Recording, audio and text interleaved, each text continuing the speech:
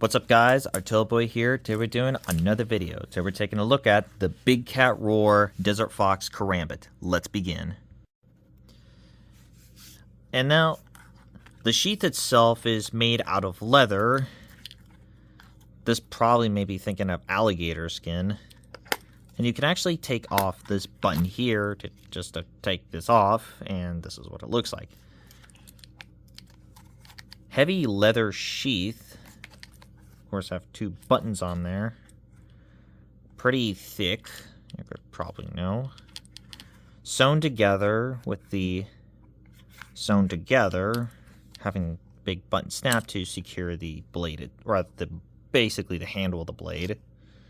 And also sewn in for pretty much a thin leather here. And look at, that's a pretty thick leather here. While for the smaller portion of it is also made of leather with the leather strap onto it. Let's go test this out.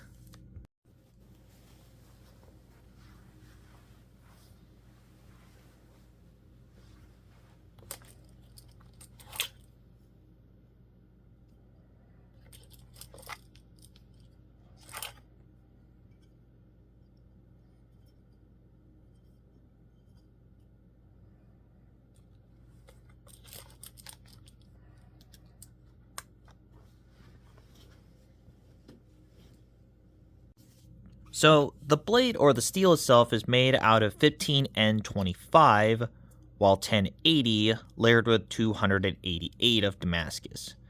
So, I'm a little afraid that this probably might rust pretty quickly like the SC Kukri, but upon testing that, it didn't rust quickly. So, that's pretty good. Got, gray wood with a mosaic pin.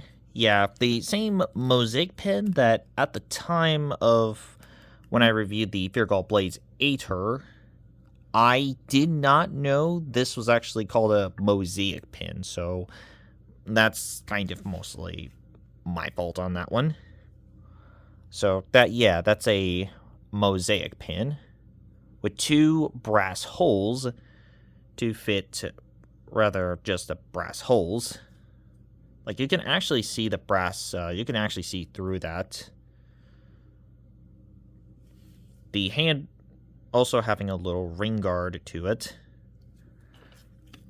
So, size also have some jimping right here. 5 jimping.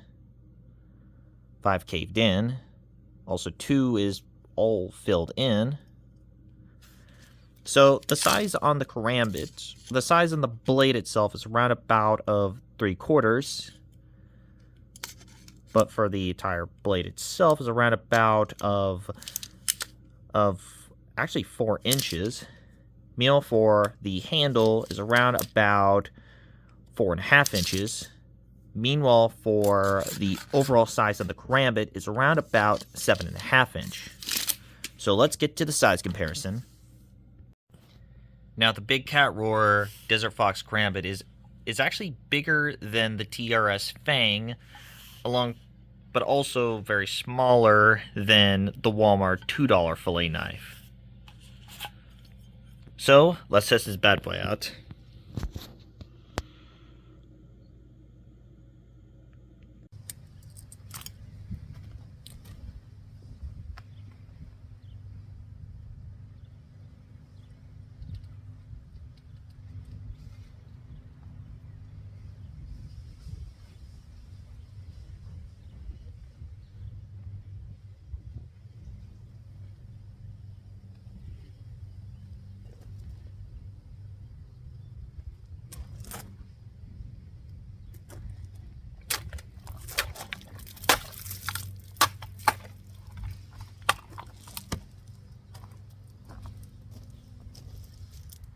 So the results out there is, look at that. I mean, it just completely destroyed the bottle itself. I mean, that's crazy to see that. Like, it's just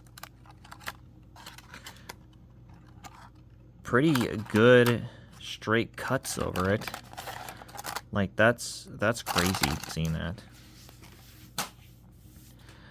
So, as you could probably know, this one, the bigcat roar desert fox, it actually surprisingly did not rust it that quickly. You know, upon of actually doing like a couple tests with it, not only it actually pretty did well with the test, it didn't just like you guessed it, didn't rust quickly. You know, didn't rust super quickly, despite if it's being Damascus steel.